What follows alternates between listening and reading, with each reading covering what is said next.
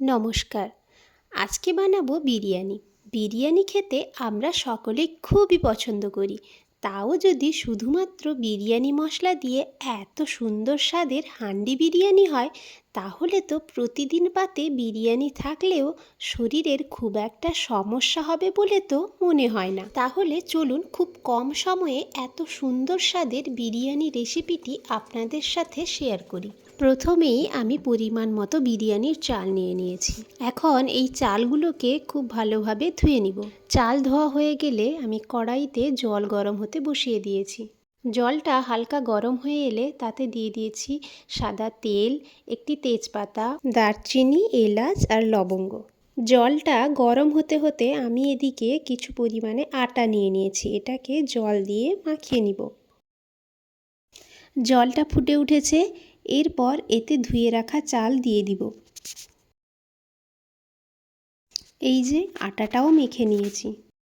এই যে বিরিয়ানির চালগুলো খুব সুন্দরভাবে সেদ্ধ হয়ে গেছে। এই যে মাংসটা দেখছেন, এটা আমি দুপুরে বানিয়ে রেখেছিলাম।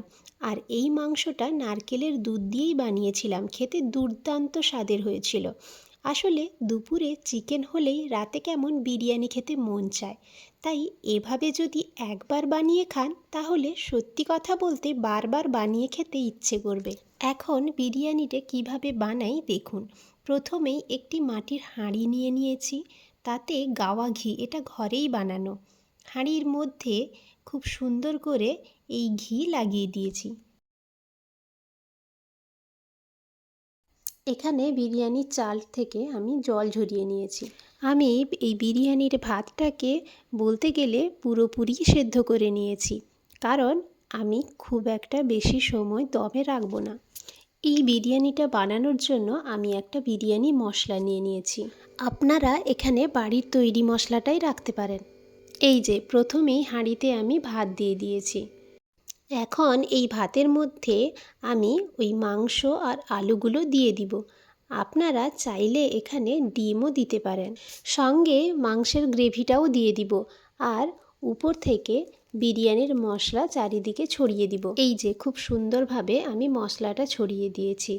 এর সঙ্গে দিয়ে দিব গাওয়া ঘি। এখন বাকি ভাতটা দিয়েও তার উপরেও মাংসের গ্রেভি, গাওয়া ঘি ছড়িয়ে দিব। এবং বিরিয়ানি মশলাটাও কিছুটা দিয়ে দিব। এরপর আমি অল্প পরিমাণে জল ছড়িয়ে দিব। আমি এখানে কোনো রকমে আতর কিংবা গোলাপ জল, কেওড়া জল কিছুই ব্যবহার করিনি। এখন এটাকে ঢাকা দিয়ে 10 থেকে 15 মিনিটের মতো হালকা আঁচে রেখে দিব।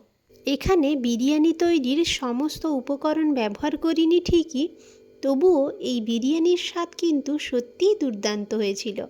তাই তো প্রথমেই বলেছি যে এভাবে বানালে প্রতিদিন খেলেও খুব একটা সমস্যা হবে না। আমরা দুপুরে চিকেন হলেই তো প্রায় এভাবে রাতে বানিয়ে খাই।